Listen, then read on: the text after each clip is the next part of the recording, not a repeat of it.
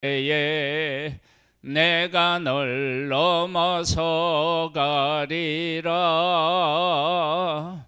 아멘. 히브리서 9장 말씀입니다.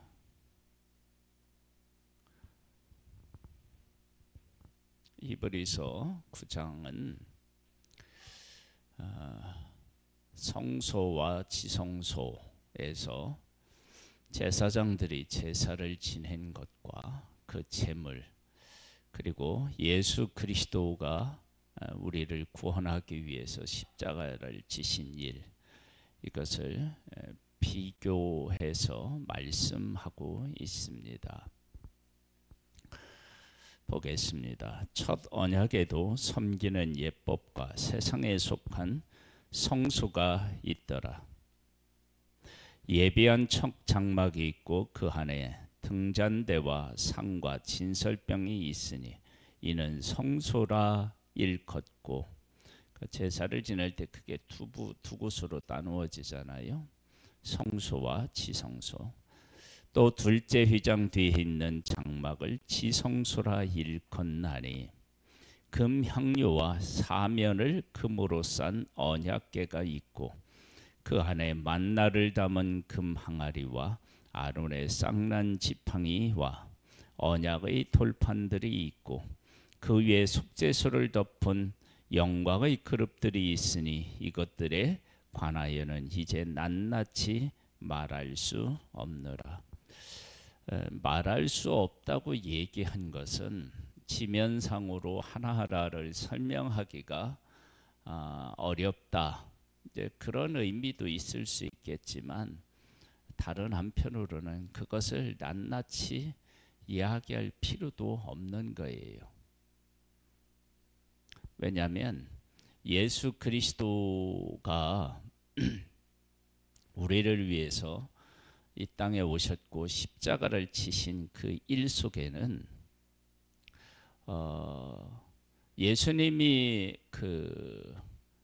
제사를 드린 성소는 어디예요? 성소.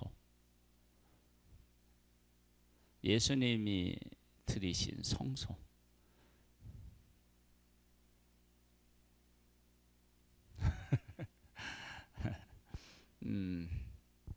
예수님이 이제 제사장들은 이렇게 이제 성막 해가지고 성소와 지성소로 나뉘잖아요.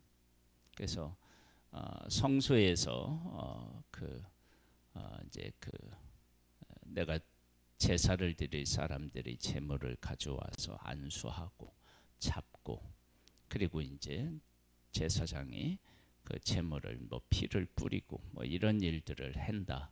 그랬을 때 성소 안에서 진행되는 일들이라면 예수님이 하신 성소는 어디고 그 구체적인 예들은 뭐냐. 그 다음에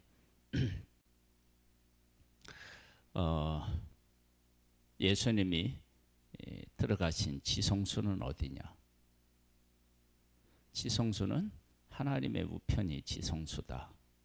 그러면 성소는 어디냐. 그리고 예수님이 그 성소에서 하신 일이 구체적으로 뭐냐. 이런 질문이 가능하잖아요. 됐을 때 성소는 어디 있느냐. 그리고 왜 예수님은 성소에서 행해졌던 일들을 하지 않았느냐. 예수님이 이 땅에 계셨을 때 유대인들과 가장 논란을 일으켰던 가장 중요하고 그리고 가장 크게 다투었던 게 뭐예요?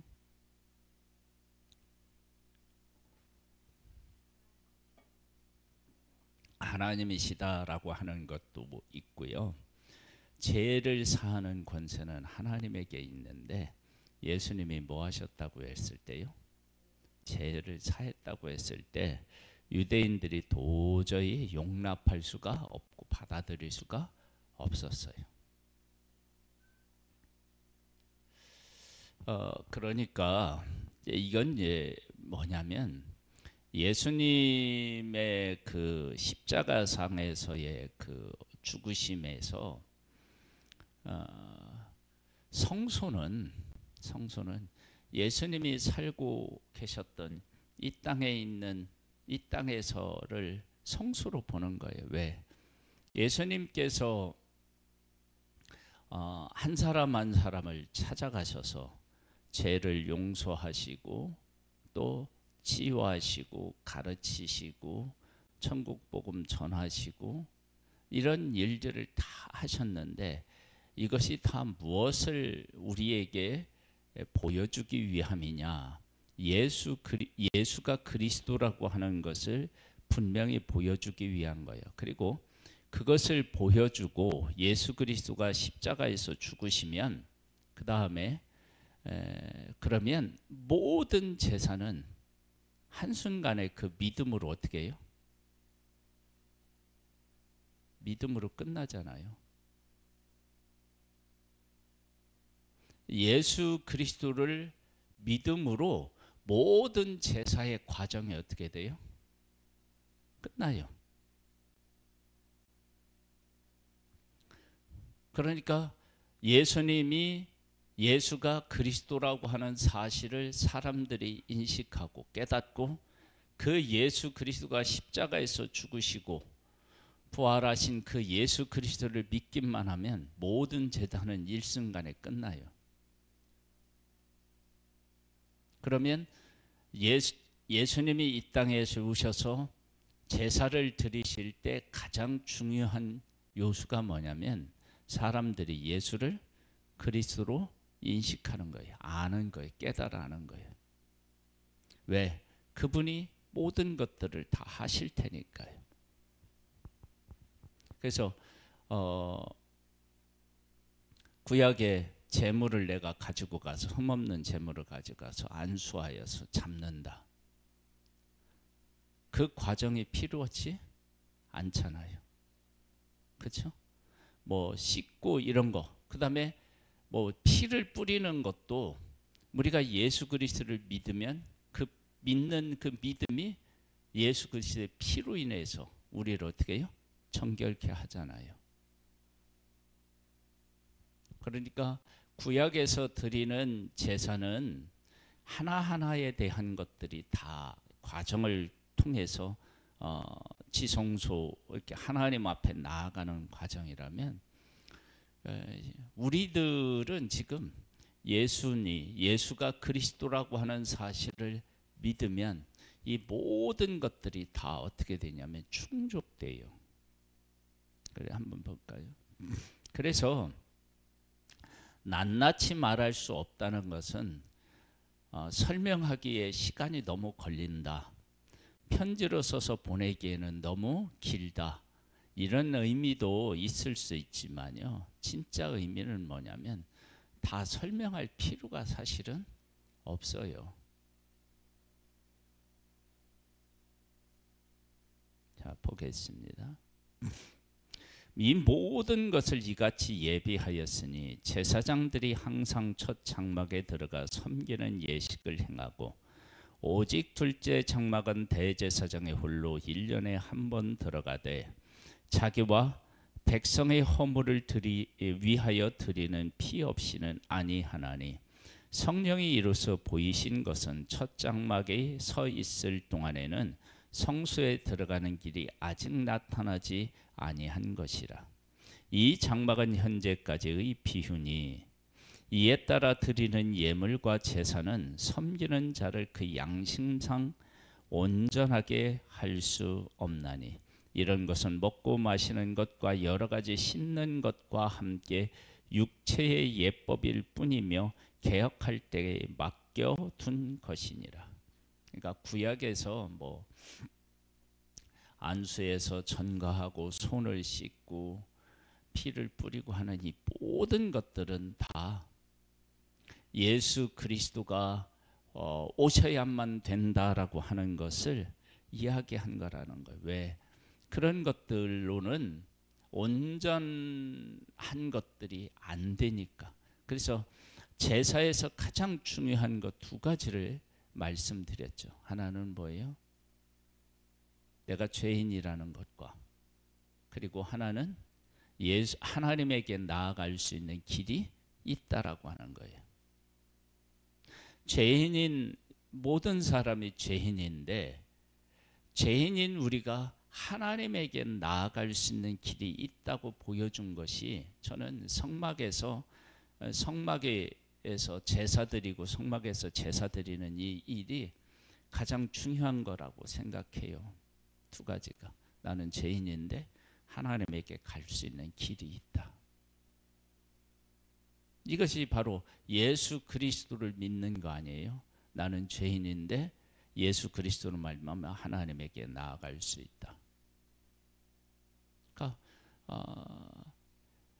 하나하나의 예법을 다 지켜서 용서함을 받고, 그리고 우리가 하나님 앞에 나아가는데, 대제사장이 1년에 한 번 나아가는 이 대속죄일, 이 대속죄일에는 대제사장의 온 백성들의 죄를 가지고 어디로 가느냐면 지성소에 가서 하나님이 임재하는 지성소에 들어가요.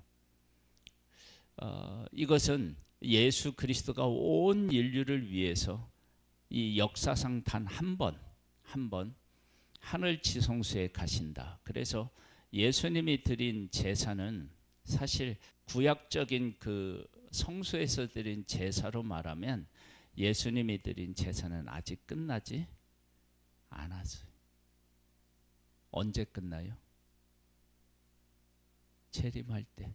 왜냐하면 지성소에 들어갔다가, 하나님 우편에 계신 지성소에 예수님이 계시잖아요. 지성소에 들어갔다가 나올 때 제사가 완결되는 거 아니에요. 그런데 문제는 뭐냐면, 예수님이 지성소에 들어가셨다가 오는 동안에 이 시간이 길잖아요. 그렇죠?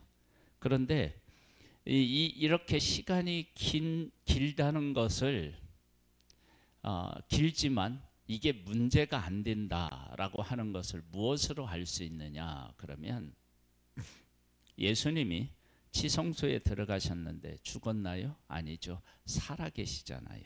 그리고 살아계신 예수님을 우리들에게 실질적으로 보여주고 알게 하신 게 뭐라고 했죠?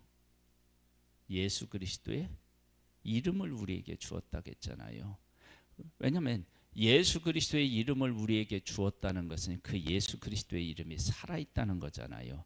그러면 그 제사가 실패한 제사가 아니라 성공한 제사고, 그 다음에 이 예수 그리스도가 우리의 죄를 짊어지고 십자가에서 죽고 부활하셔서 승천하셔서 하나님 우편에 계시고, 대제사장은 지성소에 가고, 그리고 그게 나오면 백성들이 어떻게 되느냐? 이제 환호하는 거죠. 하나님을 만났고 우리가 죄 씻음을 받아서 하나님과 함께 된다.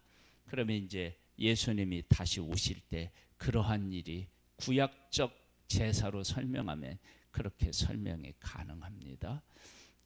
그래서 이제 우리가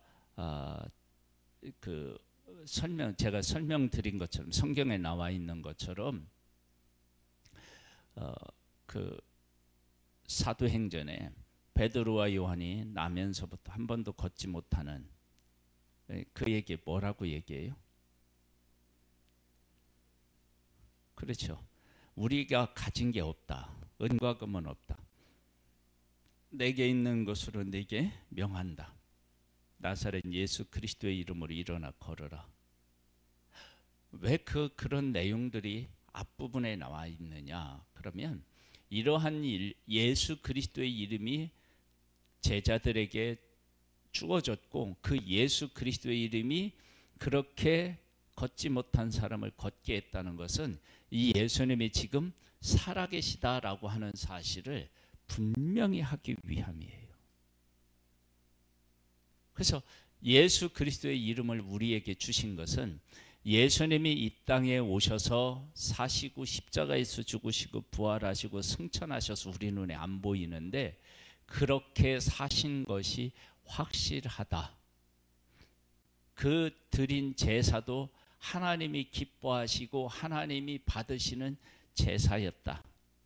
그 사실을 분명히 보여주는 거 뭐라고요?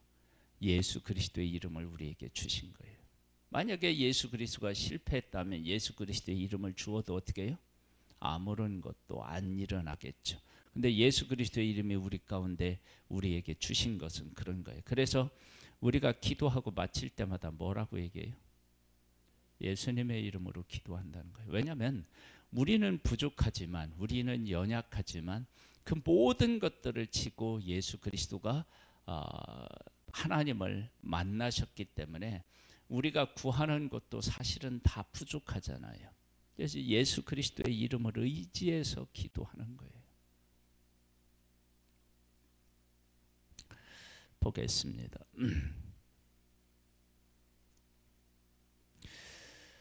11절입니다. 그리스도께서는 장래 좋은 일의 대제사장으로서 손으로 짓지 아니한 것 곧 이 창조에 속하지 아니한 더 크고 온전한 장막으로 말미암아 염소와 송아지의 피로 하지 아니하고 오직 자기의 피로 영원한 속죄를 이루사 단번에 성수에 들어가셨느니라. 그래서 이제 구약의 그 제사는 하나님이 지성소에 어떻게 해요? 임재하시는 것의 상징이죠. 하나님이 내려오셔서. 이게 이제 뭐냐면 하나님이 사람들에게 베풀어 주신 은혜와 긍휼이에요. 왜냐하면 이 염소 송아지 이 피가 하나님 앞에 나아갈 수가 없어요. 그러니까 하나님이 어떻게 되시냐면 내려오신 거예요. 긍휼을 베풀어서. 그래서 하나님이 내려오신 것을 상징하는 이 지성소, 그리고 또 대제사장이 자기의 죄를 다 씻고 백성의 죄를 씻는 그 길을 하나님이 허락하셨고 그 방법을 따라 제사를 드려서 나아가는 거예요. 그래서 하나님 앞에 나아가는데 하나님의 뜻에 합당하지 않으면 죽어요. 죽어. 그래서 예수님이 우리에게 예수님의 이름을 주신 것은 그런 의미에서 엄청난 그 내용을 담고 있는 거예요. 그래서 인간은 하나님에게 나아갈 수 없으니까 하나님이 내려오셔서 하나님을 만날 수 있는 방법, 이걸 그 백성에게 알려주시고 그 방법을 따라서 하나님 앞에 나아가면 하나님을 만날 수 있는데 그것도 온전하게 못 만나요. 그렇게 하신 것, 이렇게 하셨는데 이것은 인간이 하나님을 만날 수 있는 길을 하나님이 허락하셨다. 그 길이 뭐냐? 예수 그리스도다. 그것을 우리에게 보여주고 있는 거예요. 구약의 제사가. 그래서 예수님이 이 땅에 오셔서 우리를 위해서 십자가의 죽으심으로 우리는 이제 언제 죽어도 천국에 갈 수 있는, 하나님을 만날 수 있는, 그리고 더 놀라운 건 우리가 얼마나 거룩한 존재로 죄 씻음을 받았는지를 도장 찍은 게 뭐겠어요? 예수님이 가시면 뭘 보내주셔요? 성령. 근데 그 성령이 거룩한 성령이에요. 그 거룩한 성령이 우리 안에 와 계셔요. 그럼 와 계시다는 것은 뭐예요? 성령이 우리에게 와서 도장 찍은 건데, 그래서 우리같이 죄인인 우리에게 어떻게 성령이 임재하겠어요? 예수 그리스도의 보혈이 그만큼 거룩하다라고 하는 것을 우리에게 보여준 거죠. 그러니까 성령이 임재하니까 이 하나님, 성령 하나님이 임재해서 우리 가운데 거하시니까 우리가 하나님을 만날 수 있다는 확신을 그 안에서 어떻게 해요? 가질 수 있잖아요. 그런 의미들이 있는 거예요. 그래서 그리스도께서 장래 좋은 일의 대제사장으로서 손으로 짓지 아니한 것 곧 이 창조에 속하지 아니한 더 크고 온전한 장막으로 말미암아 염소와 송아지의 피로 하지 아니하고 오직 자기의 피로 영원한 속죄를 이루사 단번에 성소에 들어가셨느니라. 염소와 황소의 피와 및 송아지의 죄를 부정한 자에게 뿌려 그 육체를 정결하게 하여 거룩하게 하거든 하물며 영원하신 성령으로 말미암아 흠없는 자기를 하나님 앞에 드린 그리스도의 피가 어찌 너희의 양심을 죽을 행실에서 깨끗하게 하고 살아계신 하나님을 섬기게 하지 못하겠느냐. 얼마든지 하나님을 섬길 수 있게 한다. 그래서 예수 그리스도의 그 보혈, 그 십자가에서 예수님이 죽으시고 부활하셔서 지금도 하나님의 우편에 살아계시다라고 하는 그 확실한 증거가 두 가지를 우리에게 주신 거예요. 하나는 뭐예요? 성령이 오신 거고요. 하나는 뭘 주셨다고요? 예수님의 이름을 주셨어요. 그리고 이 두 가지를 주신 이유가 있어요. 구약에 보면 어떤 일을 확증할 때 어떻게 하죠? 두세 사람이 있잖아요. 그러니까 예수 그리스도의 이름으로 살고 성령에 임재하고, 이건 확실하다라고 하는 증거예요. 이건 흔들릴 필요가 없어요.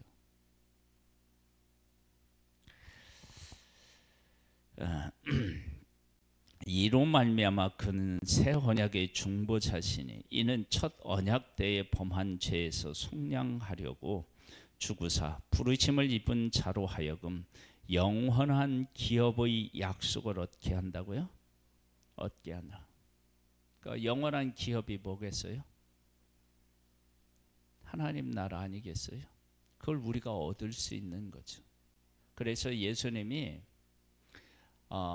십자가에서 죽으신 후에 부활하셔서 뭘 말씀하셨어요? 예? 하나님 나라의 일을 말씀하셨다고 그랬잖아요. 그러니까 우리가 예수 그리스도를 믿으면 예수 그리스도를 믿는 게 하나님의 나라를 우리가 얻는 거예요. 하나님의 나라. 유언은 유언한 자가 죽어야 되나니 유언은 그 사람이 죽은 후에야 유효한즉 이러한 자가 유언한 자가 살아있는 동안에는 효력이 없느니라. 그래서 예수님이 말씀하시고 다 하시고 뭐 하신 거예요?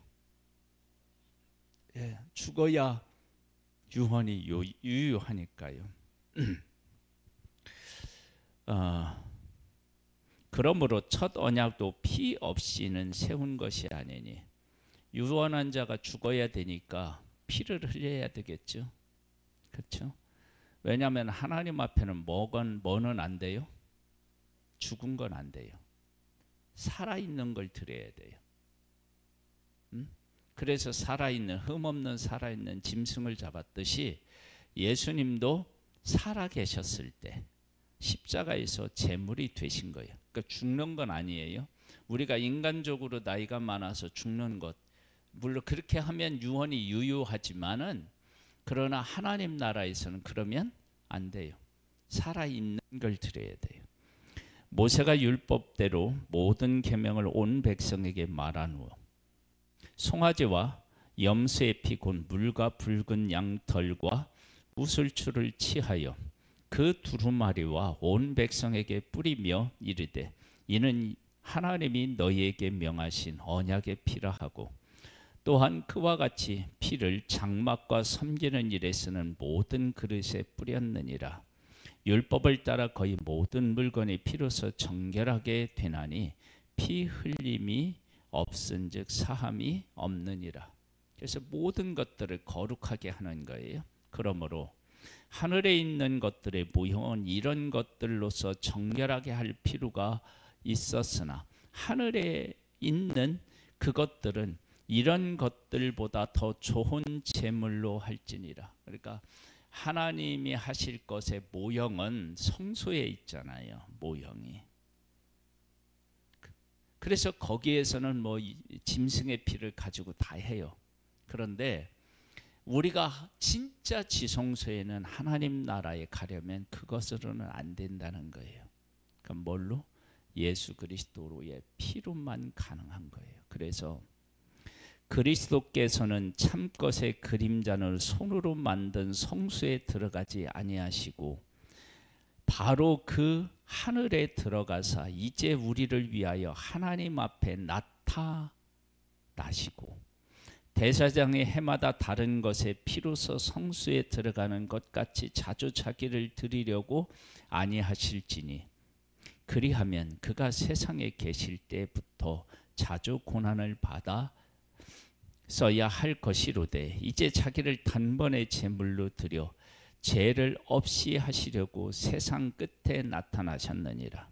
한 번 죽는 것은 사람에게 정해진 것이요 그 후에는 심판이 있으리니 이와 같이 그리스도도 많은 사람의 죄를 담당하시려고 단번에 들이신 바 되셨고 구원에 이르게 하기 위하여 죄와 상관없이 자기를 바라는 자들에게 두 번째 나시리라.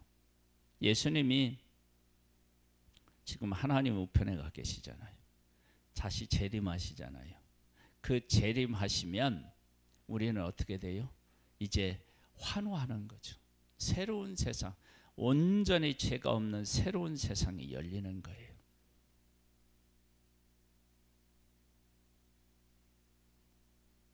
우리가 얼마나 복 있는 사람입니까? 이걸 생각해 보면. 그래서 설명하면 이런 거에 다시 제사를 하나님께서 하나님의 백성에게 제사를 허락하신 것은 우리는 죄인이고 죄인인 우리를 하나님이 사랑하셔서 우리를 만나기를 원하신다. 그걸 뭘로 얘기하셨느냐면 제사로 얘기하신 거예요. 하나님 앞에 나아가는 거예요. 그런데 하나님을 온전히 만나지 못해요. 겨우 하나님이 임재하시는 곳에 누가 한 번 들어가냐면 대제성에 한 번 들어가는 거예요. 근데 예수 그리스도는 우리 모든 인류의 죄를 짊어지고 십자가에서 죽으시고 부활하시고 승천하셨어요. 예수님이 다시 오실 때 제사는 완결돼요. 그러나 이 제사가 완벽하다, 전혀 의심할 여지가 없다라고 하는 것을 우리에게 두 가지를 주셨다고 그랬어요. 하나는 뭐예요? 예수님의 이름, 예수 그리스도의 이름, 그리고 하나는 성령으로 우리를 인치신 거예요.